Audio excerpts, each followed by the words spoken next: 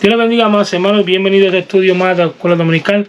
Mi nombre es el hermano Denisa Feliciano. Para los que no me conocen, este día vamos a hablar del estudio número 15 de nuestra guía dominical, que se titula Requisitos indispensables para evangelizar a otros. La base bíblica se encuentra en Mateo 4, 17 a 25 y Mateo 5, del 13 a 16. Los tres objetivos de la clase: número 1, discutir las cualidades necesarias para ganar almas para Cristo. Número 2, sentir compasión por los inconversos para desear traerlos al Señor. Número 3, salir en busca de los pecadores, así como del pescador va por los peces. El pensamiento central dice: un encuentro personal con Cristo es necesario para que podamos evangelizar a otros. El textuario dice: y les dijo, venid en pos de mí, y os haré pescadores de hombres. Mateo 4, 19. Vamos a entrar a decir lo que es la lectura antifonal. Sabemos también que uno de los requisitos, vamos a poner dos. Número 1 es tener buen testimonio, ¿verdad? Y como había leído aquí, también tener un encuentro con Cristo. ¿Por qué? Porque eso nos va a dar la fe necesaria para predicar a la gente las cosas que nosotros vivimos de acuerdo a la Biblia, ¿verdad?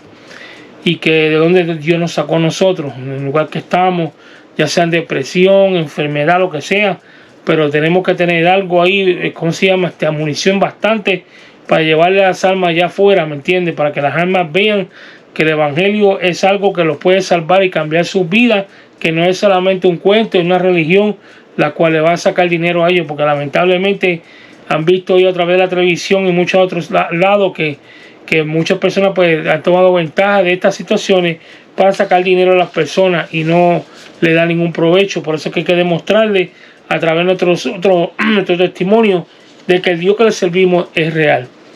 Dice en la lectura de hoy del estudio de Escuela Dominical, Mateo 4, 18. Andando Jesús junto al mar de Galilea, vino a dos hermanos, Simón llamado Pedro y Andrés su hermano, y le que echaban y el Simón llamado Pedro y Andrés su hermano, que echaban la red al mar porque eran pescadores. Y les dijo: venid en pos de mí, os haré pescadores de hombres. Ellos entonces, dejando al instante las redes, le siguieron. Y recorrió Jesús toda Galilea, enseñando en las sinagogas de ellos y predicando el evangelio del reino y sanando toda enfermedad y toda dolencia en el pueblo. Y se difundió su fama por toda Siria. Y le trajeron todos los que tenían dolencia y los afligidos por diversas enfermedades y tormentos de los demonios, lunáticos y paralíticos, y los sanó. Y siguió mucha gente de Galilea y de Decápolis, de Jerusalén, de Judea y de otro lado de Jordán. Están diciendo que le siguió a Jesús. Y continúa leyendo, dice: vosotros sois la sal de esta tierra, pero si la sal se desvaneciere, ¿con qué será salada? No sirve más que para nada, sino para ser echada afuera y hollada por los hombres.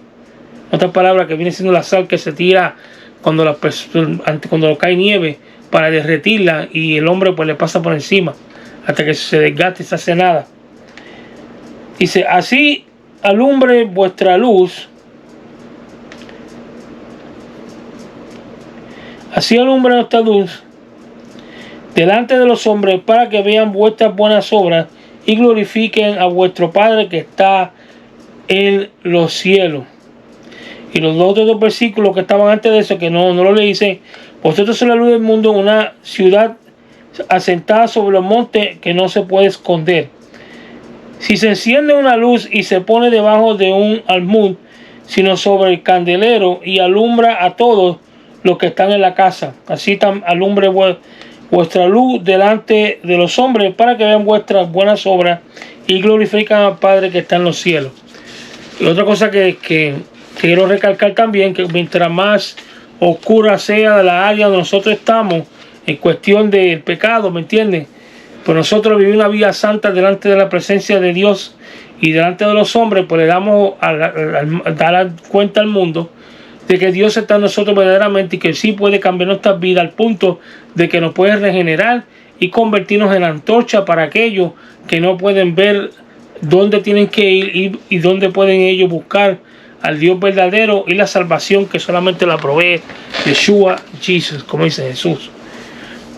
La introducción de la historia de la escuela dominical dice: la evangelización es una tarea que Cristo ha dejado en manos de los creyentes. 1 Pedro 1:10 y 12. 1:10 al 12.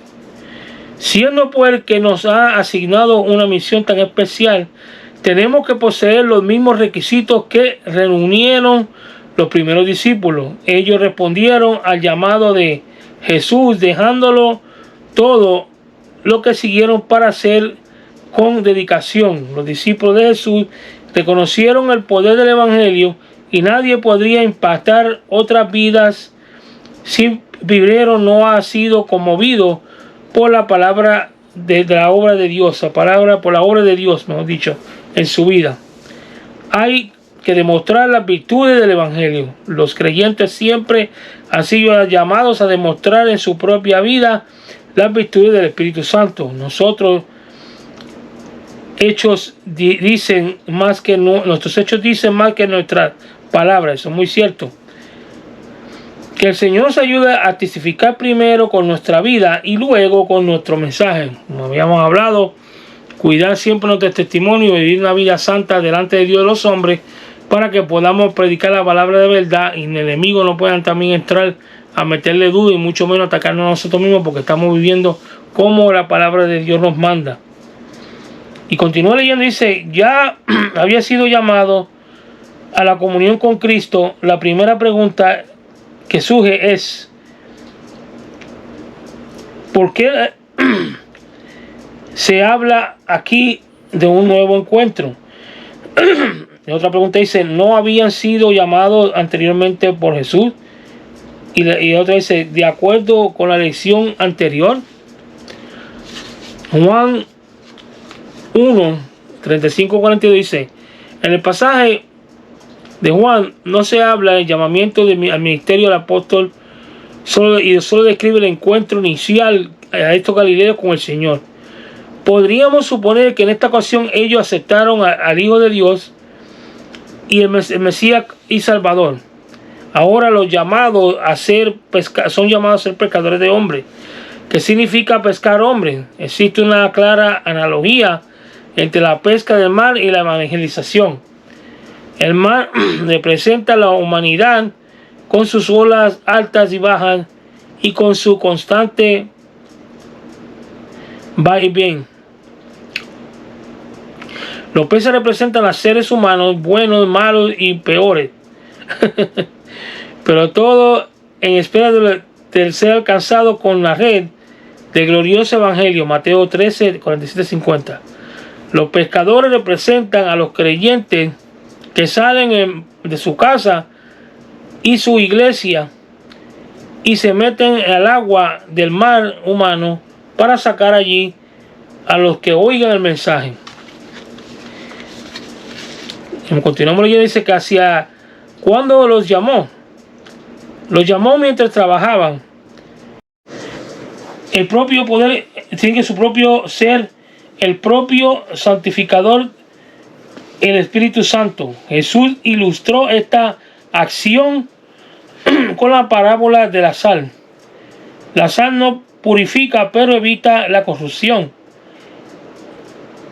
El mismo modo que los cristianos no tienen poder para salvar a nadie, pero sí ejercen una gran influencia moral y espiritual en el mundo. Los creyentes que pierden su sabor llegan a ser sabridos en la vida, desabridos mejor dicho, y muestran síntomas de decadencia en la gracia y en la piedad.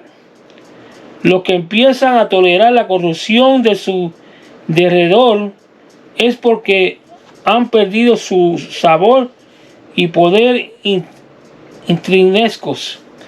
Si queremos ganar a otros para Cristo, dos cosas debemos aprender de la sal. Número 1, sazonar bien nuestras palabras y nuestra vida, Colosenses 4:6.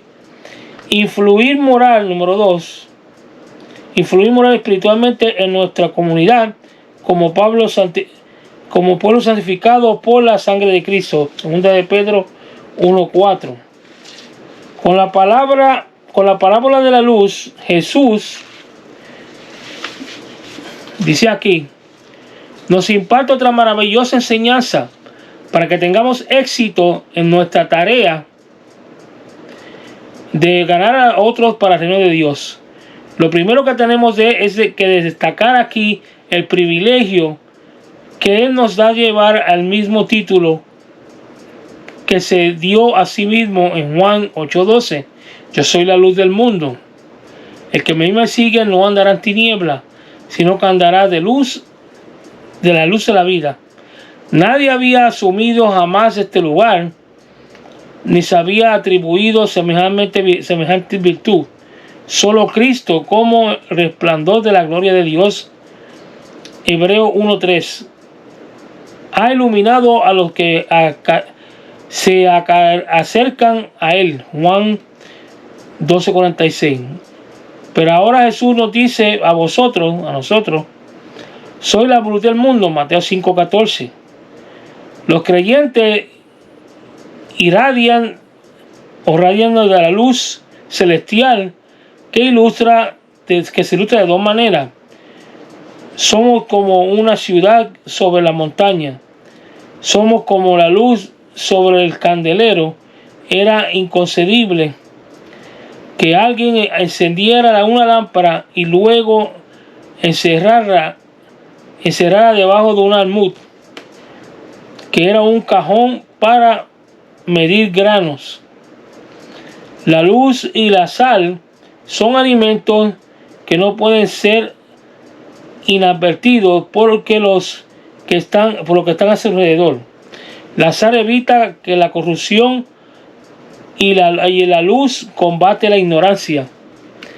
Y la luz también nos ayuda a nosotros ver el camino adecuado.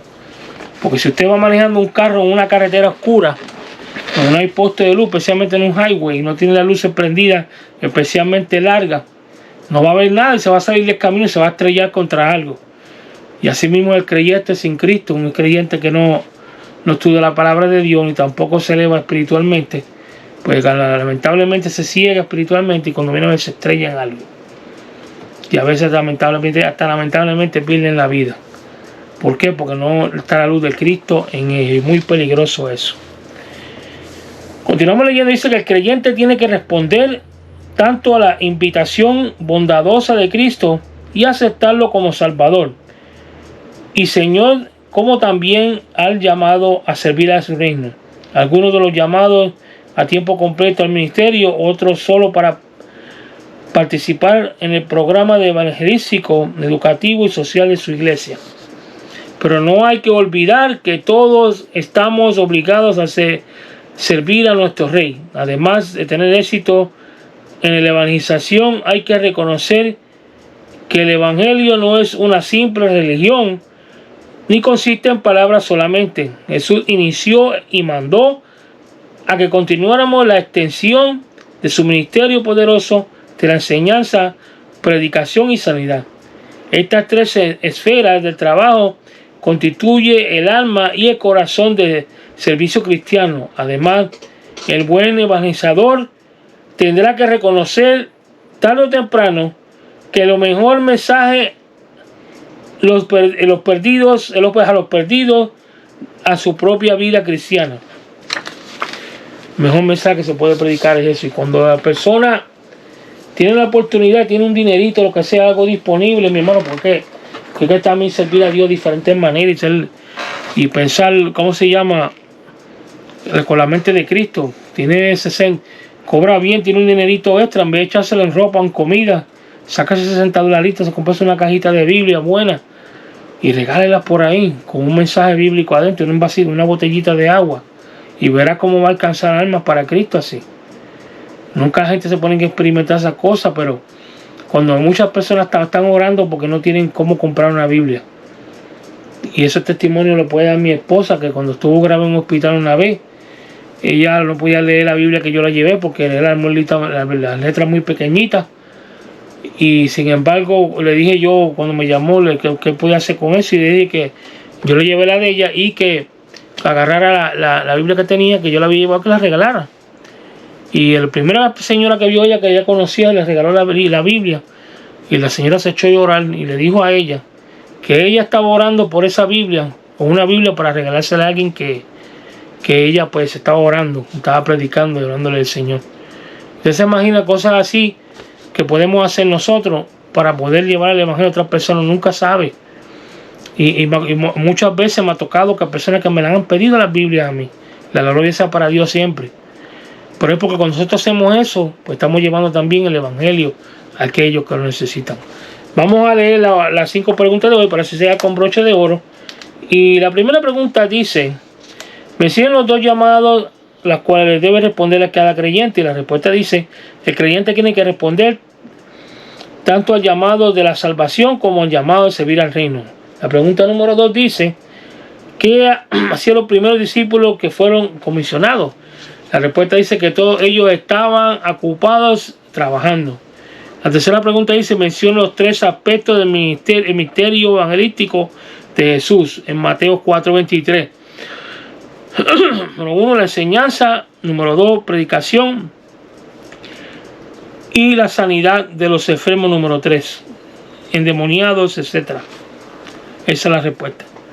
La cuarta pregunta dice: menciona los 3 principales requisitos de todo evangelizador exitoso, un evangelizador lleno del poder de Dios. La primera es haber experimentado la salvación y llamamiento de servicio. La 2, reconocer el poder del evangelio. La 3, haber experimentado el poder el santificador del Espíritu Santo. La última pregunta dice: ¿cuál es el reto que hizo Jesús a sus discípulos? En Mateo 5, del 13 a 16, la respuesta dice: vosotros sois la sal que evita la corrupción del mundo, y soy la luz del mundo que trae a otros a Cristo. Muy importante todo esto. ¿Por qué? Porque no es poco lo que hacemos nosotros como cristianos. Hacemos muchas cosas muy bonitas, pero está en nosotros llenarnos del poder de Dios y practicar estas cosas para poder predicar el evangelio adecuadamente. Como le estaba diciendo, siempre todos los que fueron llamados a algún tipo de ministerio eran personas que se dedicaban a realizar sus tareas cotidianas, y Moisés pastoreaba las ovejas de su suegro. Éxodo 3, 1 al 10. Eliseo araba sus campos. Primera de Reyes 19, 19 al 21. Y Mateo ocupaba una oficina de cobro de impuestos en Mateo 9, 9 al 13. Él sigue llamando a la gente ocupada. Si usted es un trabajador serio y responde, hay muchas probabilidades de que el Señor le quería dar el privilegio de realizar algún servicio en su obra. ¿Cómo reaccionaron? La reacción de estos pescadores fue espontánea y firme. Ellos entonces, dejando al instante las redes, le siguieron. Dios toma en cuenta la voluntad del humano cuando lo extiende su llamamiento. Otra pareja de hermanos más adelante, Jesús vio otra pareja de hermanos como Jacobo y Juan que remaban sus redes y los llamó. Y ellos, dejando al instante la barca y a su padre, le siguieron. Y al responder el llamado de Jesús es el primer requisito para tener éxito en la evangelización. Si Jesús llamó a uno para predicar, a ser evangelista, que es el evangelista. No pone, bueno, si uno puede ayudar como maestro, que Dios nos dé la oportunidad, pues amén. Pero no se puede meter a hacer una cosa a una cual Dios no ha llamado, porque entonces no va a haber respaldo, va a haber problemas. Hay personas que se quieren meter a ser pastor porque quieren lamentablemente vivir nada más de los sueldos, como dicen los pastores asalariados. Mas sin embargo, cuando los llaman a ayudar a alguien, no ayudan, porque no tienen eso en su corazón, no pueden ministrar. Y por eso es que tenemos que tener mucho cuidado, que hay que responder al llamado que Dios nos dio como Dios manda, no como uno le da la gana. Continuamos leyendo, dice que la didascalia o enseñanza, como quiere decir, didascalia en griego, significa enseñanza. Es interesante ver cómo Juan menciona el ministerio de la enseñanza primero. Esto coincide con la manera en que los escritores sagrados se refieren a Jesús como rabí o maestro. Se ha observado que 75% de su tiempo lo dedicó la tercera parte para la enseñanza de Dios a la gente. La querigma o la proclamación. Querigma quiere decir proclamación. La característica distintiva de la Iglesia de Jesucristo es un énfasis en el ministerio de la predicación. El querix era un heraldo que iba pregonando la noticia del reino, predicar o pregonar la buena nueva de salvación a los que no la habían recibido. La terapia o sanidad, la evangelización se ha visto siempre impulsada y se ha abierto campo por medio de los milagros de sanidad y liberación. La sanidad siempre ha estado presente. Dios dijo a su pueblo en el desierto: yo soy Jehová tu sanador. Éxodo 15:26. Parte de la gran comisión es orar por los enfermos, sobre los enfermos que pongan sus manos y sanarán. Marcos 16:18. El evangelio es respuesta de Dios a todas las necesidades del ser humano. Continuamos leyendo, dice que por supuesto las multitudes con hambre espiritual y necesidades personales se agolpeaban a cualquier lugar donde se supiera que iba Jesús. Los milagros causaban conmoción y se divulgaban de boca en boca y atraían gente de todas partes. En el versículo 25 se menciona por lo menos 4 provincias en constante movimiento a raíz del ministerio evangelístico de Jesús. Galilea, Decápolis, Judea y Perea, los 4 sitios. Era un ministerio integral con miras y ministrar con el poder del evangelio a todo ser humano para todas sus necesidades. En esta visión damos un segundo paso al sanar el requisito, el reconocimiento del poder del evangelio. Romanos 1:16. Los que reconozcan la experiencia de este poder no solo se avergonzarán de él, sino que se sentían profundamente motivados a seguir en busca de las necesidades o de los que necesitan ser salvos, sanos, edificados y llenos del poder de Dios. ¿Está usted listo para preparándose para ello? Pregunta tan tremenda, va directamente a nosotros. El tercer requisito del evangelizador es demostrar en su vida las virtudes del evangelio que anuncia. Una de esas virtudes es la pureza moral y espiritual. Para tener éxito en la conquista de las almas y para el reino de Dios mediante la evangelización, el creyente tiene que haber experimentado en su propio ser. Tenemos que pensar un poquito más allá y a ver si invertir en el reino de Dios. Porque cuando hacemos esas cosas estamos haciendo bendición a aquellas personas que lo necesitan. Con esto voy a cerrar. Hace varios años atrás me acuerdo que había visto un comercial en YouTube. Una persona que no me imagino, creo que era misionero. Llevaron una maleta llena de Biblia a la China. Y la China hace Biblia, pero no se las regalan a nadie. Y cuando abrieron las maletas, llenas, 2 o 3 maletas eran llenas de Biblia, las abrieron para que la gente la agarrara. Mi hermano, le cayeron la gente a la Biblia encima, como si estuvieran dando comida a gente que no hubieran comido por mucho tiempo. Y con ese amor que agarraban las Biblias, no quedó Biblia ninguna, se la llevaron todas. Y había gente que la abrazaban así en la Biblia, como si fuera un niño. Ese es el poder de Dios, eso lo hace el poder de Dios. Si nosotros lo podemos practicar eso de vez en cuando, podemos hacer cosas grandes para el Evangelio de Jesucristo. Hasta aquí este estudio de escuela dominical. Dios me los bendiga, Dios me los guarde. Le pido de todo corazón que comparta este video, le dé like, se suscriba para que siga recibiendo más de Escuela Dominical. Estaremos grabando muy pronto el estudio número 16 para que siga recibiendo las enseñanzas de la Escuela Dominical y aprenda un poquito más de la palabra de Dios. Dios me lo bendiga, Dios me lo guarde, que pase muy buenas noches.